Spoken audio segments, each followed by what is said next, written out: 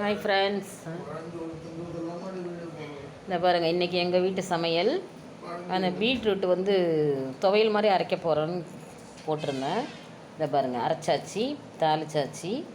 தாளிக்கும் போது கொஞ்சம் 4 கடலைப்பருப்பு, 2 காஞ்ச மிளகாய் வாசனைக்காக, கருவேப்பிலை போட்டு அரைச்சதை கொட்டி தாளித்து எடுத்தாச்சு. இங்கே பாருங்கள், இந்த கலர் பாருங்கள் எவ்வளோ அழகாக இருக்குது பாருங்கள். கலர் சூப்பராக இருக்குது, சாப்பிட்றதுக்கு செம்ம டேஸ்ட்டாக இருக்குது. நீங்களும் செஞ்சு பாருங்கள்.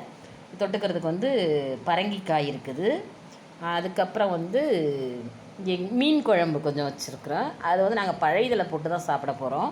இதை பாருங்கள், பழையதை புழிஞ்சு வச்சு அதில் குழம்பு ஊற்றி வச்சுருக்குறோம் சாப்பிட்றதுக்கு. இதை பாருங்கள், இதுதான் மீன் குழம்பு.